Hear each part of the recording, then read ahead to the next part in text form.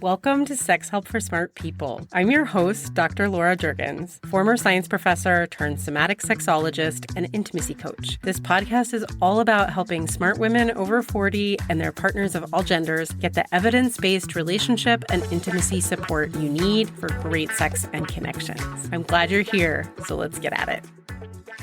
Hey everyone, welcome to episode 29.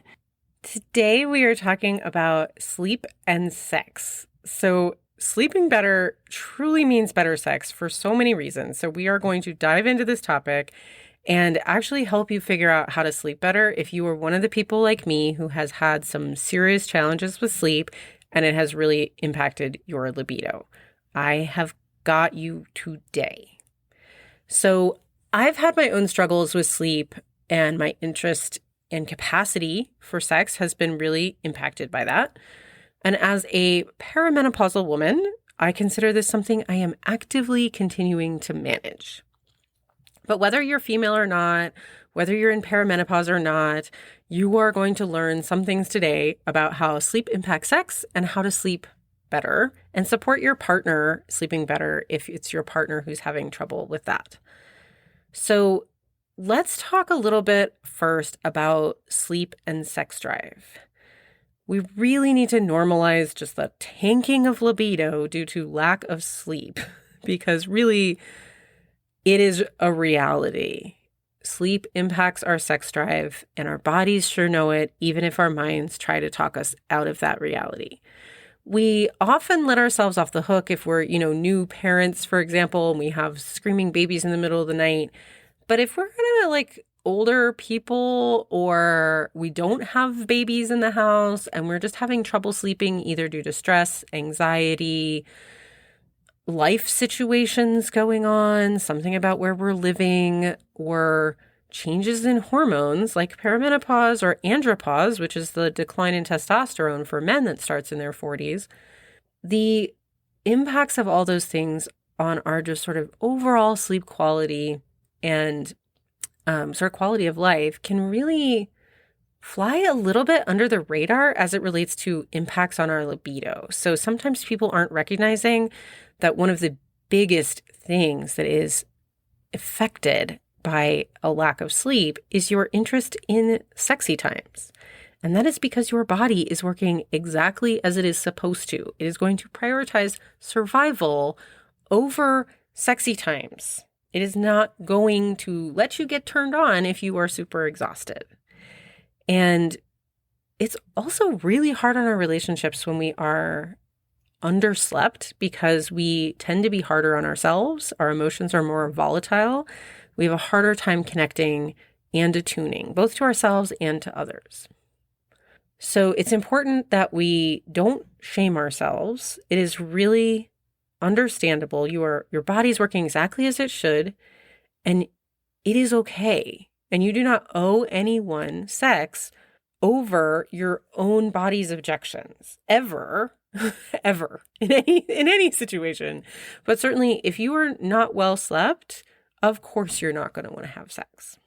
So when we talk actually also about the sexual impacts of perimenopause and menopause, we often are thinking about hormones directly affecting our libidos. But it's not just an impact directly of the hormones on our libidos. And in fact, the impacts that last the longest and start the earliest for cis women in perimenopause are actually usually through disruptions to sleep, because the sleep itself is actually impacting our hormones and our sex drive and actually our capacity for orgasm even.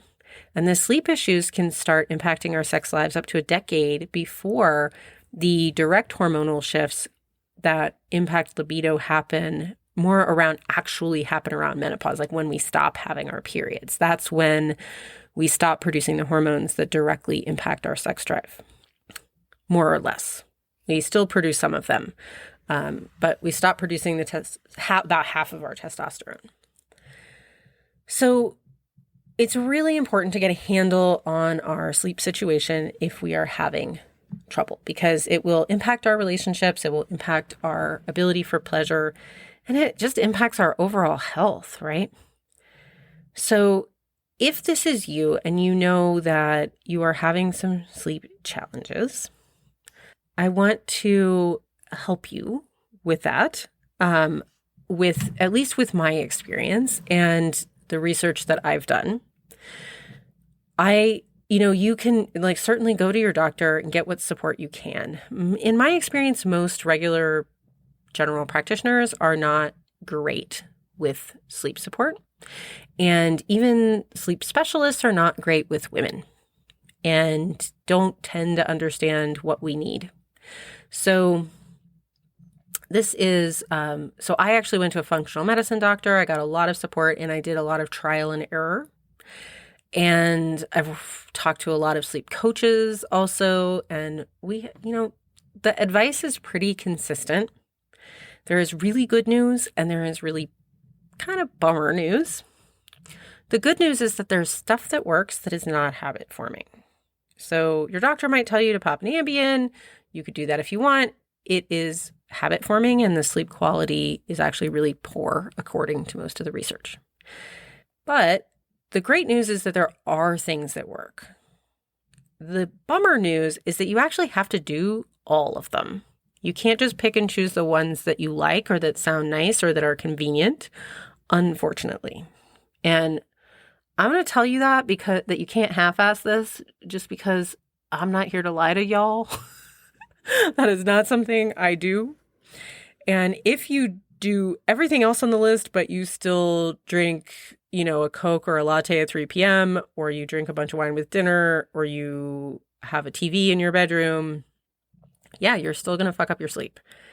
If you do everything else perfect, but you don't work on getting a handle on your middle of the night anxiety, you're going to fuck up your sleep. So that's the bad news, is that you can't really half-ass this stuff.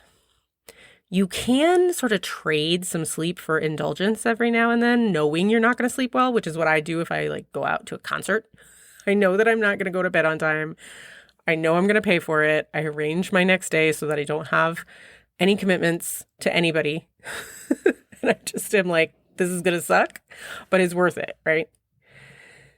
But if you want to dive in, if this is important to you and you are give me all the things because I need to sleep better, I have been there. I feel you. And I'm going to give you all the things right now. And I'm going to put them in the show notes so that you have them. And if you are the partner of someone who's struggling to sleep, also please support them in this, because it will be so good for you and your relationship, but it will also benefit you directly if your partner sleeps better. I promise. So here are the 12 things you need to do if you are struggling to sleep. 1, only use the bed for sleep and sex and reading non-stressful materials. I know you've heard this a million times. We are not kidding. No TV, no eating, no phone, no iPad, only sleep and sex. Number 2, you have to time your caffeine, alcohol, and chocolate ruthlessly.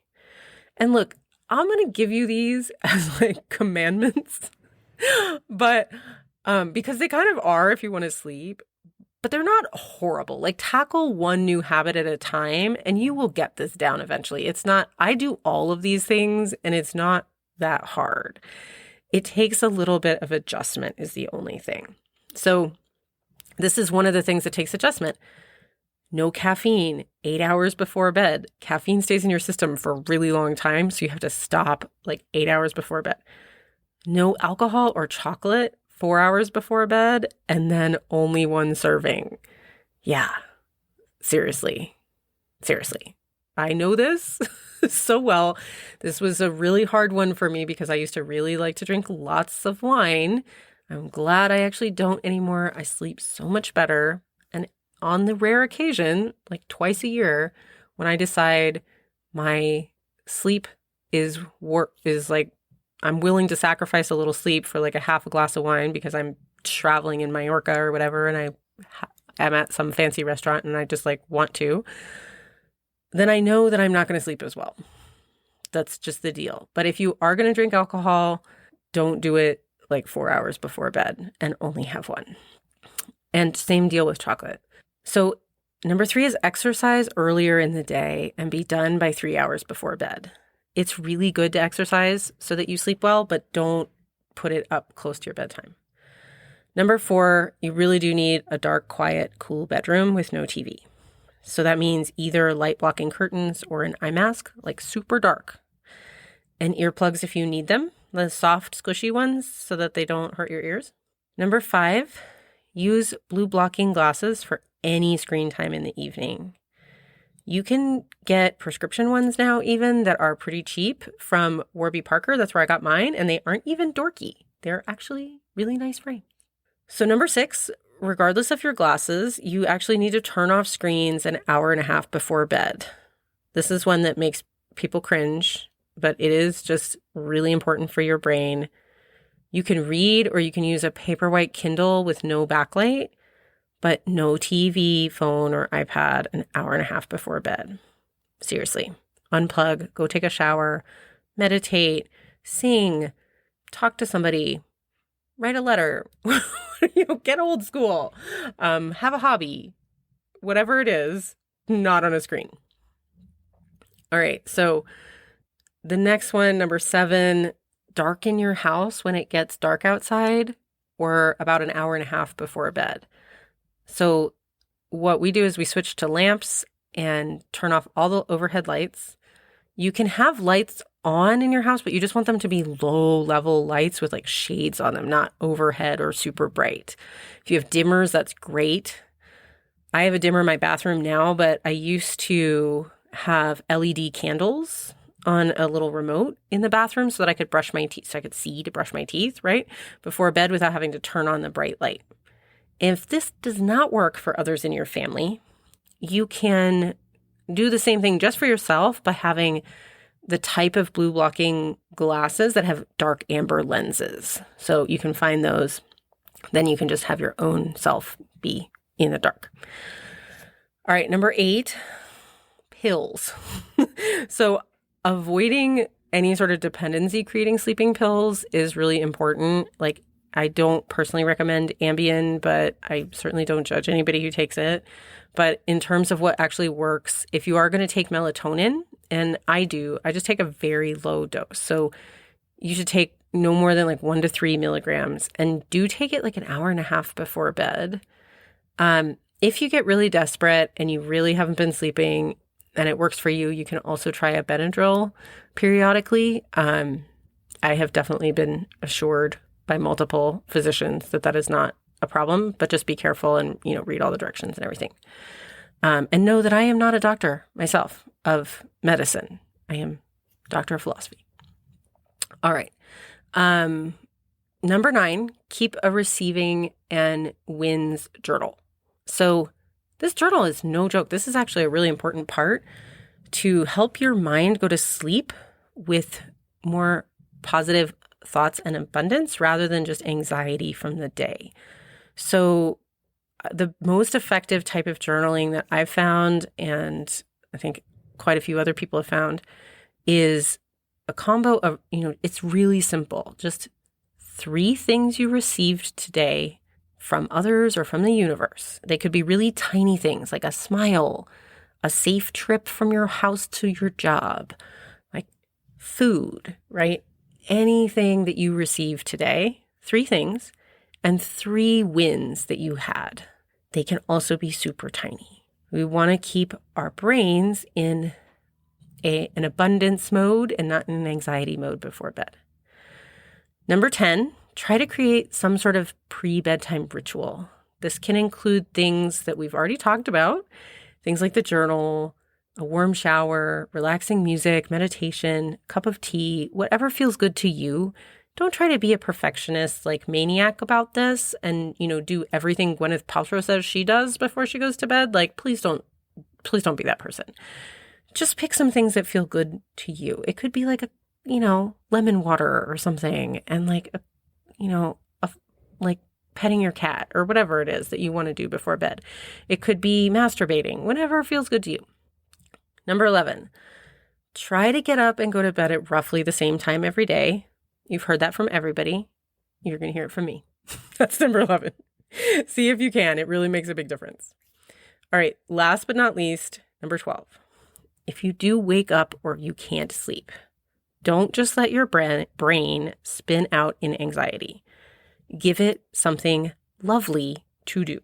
So this is where I recommend having a nice wank session, like have a masturbate, or spend time in an imaginary happy place. I love this so much. This was a really big game changer for me. And your imaginary happy place, just create the most beautiful, relaxing place in your imagination possible.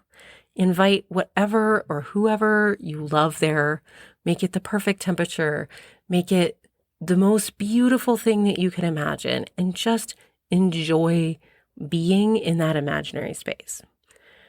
So if you wake up and you just can't sleep, either hang out in your happy place or have a wank or both.